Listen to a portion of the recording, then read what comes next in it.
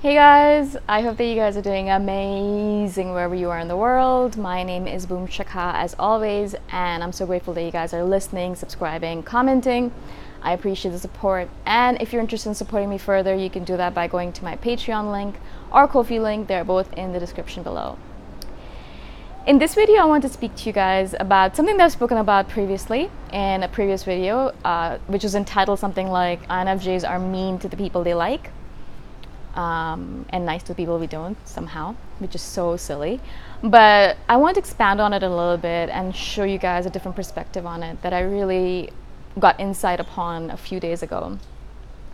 So as I said, INFJs, as soon as we realize that we like someone, that we are romantically interested in someone. So I don't think we do this particularly to friends, platonic relationships. I don't think so, but I think it's mainly just romantic relationships where we know that there's a possibility of getting hurt. As soon as we realize that we like someone, then there's a possibility that we might get into a relationship with them, or that they're getting serious with us and we're getting serious with them, or anything like that. We start that mode of self-defense. I think a lot of people do this, but we specifically do it a lot. And we go into this mode where we protect ourselves by being mean to the person or insulting them or saying cruel things, pushing them away, protecting ourselves basically, yeah? And so obviously this is a self-defense mechanism. I'm not saying necessarily that you guys should stop, which I have said in the past. I'm not necessarily saying that you should be, I'm just saying that you should be a little bit more aware that you do this. And obviously the other perspective of it, which I wanted to share in this video, is from the other side. So a friend of mine who's an ENFP, the one I've shared stories about previously, she's the one who's a 99% extrovert, 99%. I still can't believe it. Anyways, so she is an ENFP and her boyfriend right now is INFJ, which is really, really interesting because I'm actually noticing a relationship grow, between an INFJ and ENFP from the outside in. So she comes to me for a lot of advice because she knows I'm an INFJ, and she asks me, okay, so what should I do here? I have no idea. He's behaving like this. Is there something I can do? He's gone into his cave. Can I do something to help him, etc. Yeah, it's really nice for me to be able to help that because I really want this relationship to succeed. Obviously, I want this INFJ to have. He's a male INFJ, obviously, so I want the male INFJ to have that person in his life. And my friend's amazing, so I think they make a great couple. But recently a couple of days ago, she was telling me about a few days ago where he randomly came up to her and started saying things like, I don't think this relationship is going to work out. I don't think we're meant to be with each other and we're not suited to each other. And I think we should really rethink this whole thing, etc. Now, if she had come to me directly right after, I would have told her he's just going into self-defense mode. But of course she didn't because she was worried and upset. And she cried for a few hours and she kind of let go of stuff and she journaled and she tried to understand what was going on, confused, hurt, etc. And then eventually she's like, all right, fine, whatever's going on, I'm just going to let go and I'm going to trust it and I'm just going to flow with it. Also, specifically, she was surprised because they were going to go on a trip together that he had bought for her birthday. So obviously, as I said before, we kind of give off mixed signals. I think that's just our silly strategy. We think it's going to work. It doesn't actually work. What it ends up doing mostly in most situations is that it ends up pushing the person away, which is sometimes what we want anyways because we're afraid of being in a relationship anyways. So I think that works out for us. But as I said, I wanted to show you guys the other perspective, which is from the other side. And my friend sitting there weeping tears of sadness because she thought that the relationship was ending somehow, or she had done something wrong, or she didn't know what she had done wrong, or she couldn't understand what was going on, right? And all of that to say that if you're going to do something like this to someone else, unless that person's deliberately being cruel to you or deliberately doing something negative to you, I really want you guys to rethink the strategy of pushing the people away by insulting them or saying such cruel things. I actually really got a wake-up call from myself when I'm sitting there listening to my friend reiterating her moments of sadness and the fact that she actually sat and cried for a few hours. The INFJ had probably said those words without even thinking about it, without even feeling it, without thinking anything of it, and being like, all right, I'm just going to say these words because I feel hurt or I feel scared, and nothing is going to result from it anyway, so it's fine. So he just said these words. I don't know what he was thinking exactly, but I know that when I've been cruel in the past, I haven't really thought about the consequences on that other person, on how they're gonna think or how they're gonna feel. I'm just in the mode of, oh my God, I need to protect myself. I need to take care of myself. I need to defend myself from any kind of hurt that might happen in the future, right? So I'm in just like defense mode. I don't think about anything else.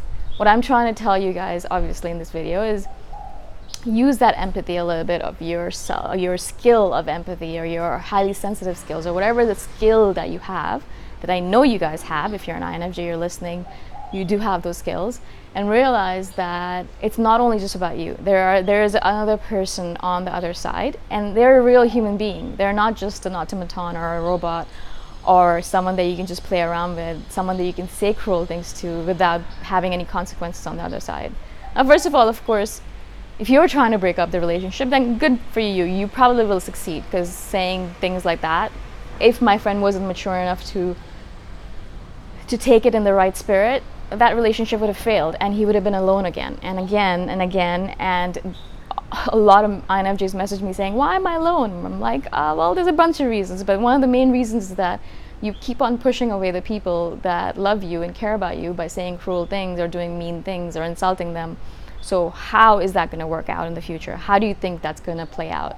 Of course, our hope, desire, and need is that we hope, foolishly, that that person's going to be mature than us, more mature than us, and not let those words hurt them and still stick around, right? Of course, that's our intense, deep desire.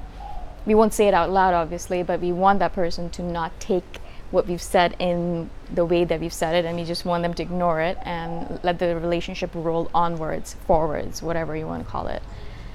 It doesn't happen like that all the time. Actually, I would say it rarely happens like that.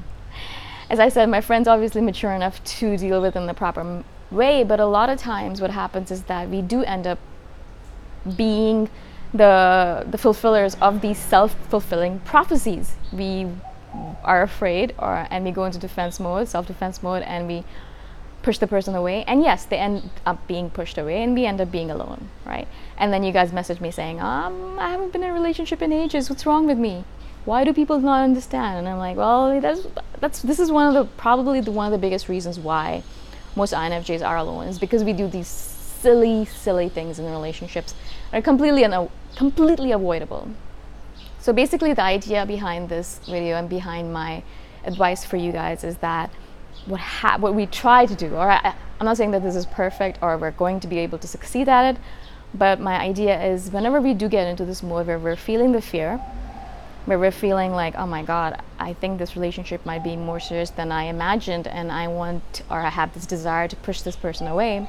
Of course, hopefully we're conscious enough that we can sit there and be like, all right, I'm going to journal about this, or I'm going to talk to them about it, or I'm going to express it, or I'm going to talk to a friend about it, rather than saying something really mean or insulting to the person and pushing them away.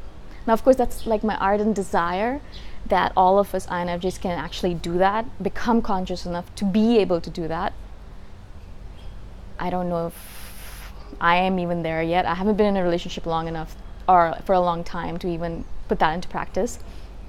But I'm hoping that this kind of video will kind of trigger something in your head so that the next time you kind of get into that situation, instead of repeating the pattern of pushing the person away by being mean or insulting, you'll take a step back and you'll relax yourself and feel the fear, obviously, or feel the insecurities, feel the hurt, whatever it might be that you're feeling, and take a different way of going about it. Yeah, instead of pushing them away, insulting them, maybe have a conversation with them and tell them, I am a little bit afraid and I don't know what's going on, and I can see that this relationship is getting a little bit more serious, and I feel like pushing you away. Rather than actually pushing them away, having this conversation with them, or having a conversation with your journal or with a friend, I think it would be so much more useful and productive than the way that we deal with it. Especially because I could see the other end of it, right? Especially because I could see my friend and the hurt and the sadness and all of the emotion that it generated in her. I literally was able to see it from the other side, and I felt so much sadness that we actually do this.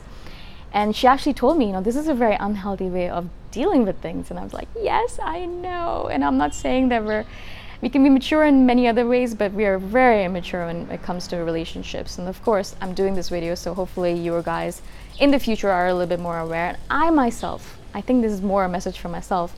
I myself am more aware in the future as well. I don't end up doing stupid things like this and foolish things like this and pushing people away that actually care and love me, care about me, love me, and want to be with me.